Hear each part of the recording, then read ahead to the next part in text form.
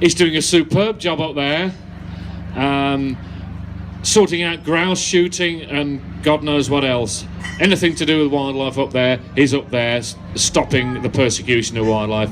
Here's Luke Steele. Thanks, Nigel. So what is it we're doing up in Yorkshire? Well, we're campaigning against grouse shooting. Grouse shooting is one of the most untouched blood sports. The shooting industry has got away for many, many years from the animal welfare and conservation groups. Often been ignored, but now times are changing.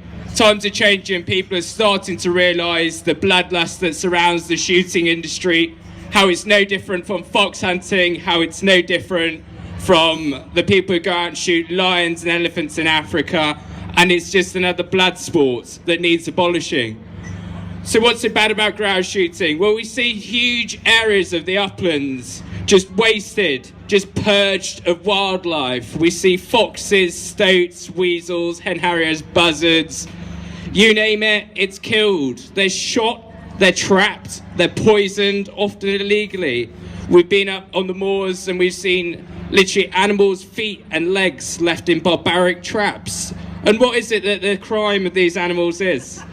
Simply they eat the game birds, as wildlife naturally does, as predators naturally do. They take away the birds, the pheasants, the grouse that are shot, and the people who want to go out and kill them for fun want to make big money off. The same as the people who want to make big money off wildlife being shot in Africa. We see huge areas of the uplands literally deserted of wildlife. We see big places such as the Forest of Bowland up in Lancashire, where there are no peregrines, where there are no hen harriers nesting at all this year. We see across Britain that the hen harrier has not nested once on a grouse moor this year. That is practically extinct on grouse moors. And the reason for this is that they're trapped, they're shot. We've seen 10 high-profile cases in the past 2 months of birds of prey literally being trapped, their legs broken, being shot down from the sky, literally because they eat the grouse that these bloodthirsty people want to go shoot for sport. And they do not see the irony in that they're killing wildlife that should naturally be there so that they can go kill more wildlife themselves. But times are changing. We're seeing people, conservationists, animal protection groups, walkers, all banding together and saying the British uplands cannot be kept and cannot continue to be destroyed by these bloodthirsty shooters.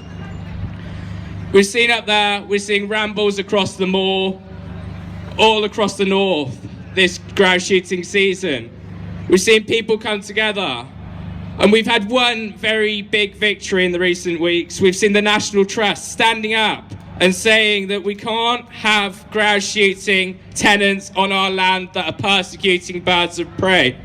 This is Britain's biggest upland landowner turning around and joining our fights and joining our side against these bloodthirsty grouse shooters. We're also seeing other landlords removing their faith in the shooting industry as custodians of land. The grouse shooters have always said and always maintained in the press, in their circles, that they are good custodians, that they are the people who are the stewards of wildlife. And people are starting to stand up and notice that we're seeing these species disappearing, that the uplands that are supposed to be full of wildlife, full of foxes, stoats, weasels, birds of prey, are literally empty of anything other than grouse. We're seeing that people are noticing that woodlands across the country are empty of any wildlife other than pheasants, other than the species that are maintained to protect the shooting industry stocks. We've also seen, up in Scotland, we've seen a council who the shooting industry were pushing to start a brand new grouse shoot, where the shooting industry were falsely claiming that they'll protect the hen harriers, that they'll protect the wildlife, standing up after pressure, after councillors turning around and creating a land block, simply saying no. We're not having grouse shoots on our land. We're not listening to the lies of the shooting industry any longer. Get on your bike, go. We don't want anything to do with you. So landowners across the country are literally starting to wake up to the lies of the shooting industry, starting to turn their backs on this industry that survives on destruction of wildlife, and saying we can't continue any longer. So this is the first major step in getting shooting banned in this country, that we want to kick it off every single piece of land that we can kick it off, and push this government into action, to sting this government until they turn around and say that grouse shooting, pheasant shooting, any other kind of shooting of wildlife is banned for good. That we simply cannot continue purging the upland, purging British forests of wildlife, so that a wealthy few can go and have their day's sport. So we're trying to create land blocks. We're trying to keep these people off pieces of land. We've also seen another big victory, that the Welsh Government has launched an inquiry into whether it wants to continue to be associated with the shooting industry. This is the whole of the national forests in Wales that the industry and that the Welsh Government are turning around and looking at and saying, do we want these people in the national forests? And they're simply coming over to our side, they're looking and they're saying, no, we don't want people destroying wildlife in our national forests. We don't want the British uplands to be purged of hen harriers and peregrine falcons. We simply want these places to be maintained for the good of wildlife, for the good of people who want to visit there, and not for select few shooters whose interest is only in making money off a piece of sport, or so-called sport. So what can we all do?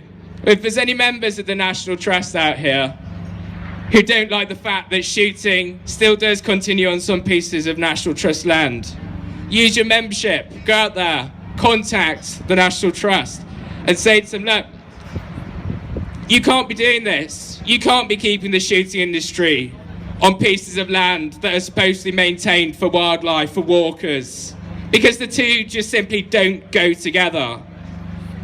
Contact organisations like the Welsh Government, say we don't want pheasant shooting in the national forests any longer, and say the two don't go together, because there has to be a choice made now by landowners. They either have to choose that we want species like hen harriers, like buzzards, like peregrines, that we want native wildlife like foxes, like stoats, like weasels, or we want the other, which is people coming in, persecuting these species to maintain shooting interests. The two cannot simply go hand in hand. So contact these people, contact the National Trust, contact the Welsh Government, and sign the national petition that's ongoing at the moment for a ban on driven grouse shooting. We're almost halfway there, and we're determined to force the government to debate this issue, to put it in the House of Parliament. We know somewhat that the Tory government aren't our friends. We know that people in the Tory cabinet, like Richard Benyon, own grouse moors themselves, and that they look after their own interests. But it's down to us to fight. At the end of the day, we are the stand that go there and defend wildlife. We are the people who stand up and say this can't go on. And we've got to keep it up there. We've got to keep the pressure on, and we've got to keep fighting until we do get there and we do get our bans on grouse shooting, on pheasant shooting, on snaring, and other pieces of persecution that are in the toolbox that these grouse shooting criminals and pheasant shooting criminals use. So thank you, and keep it up.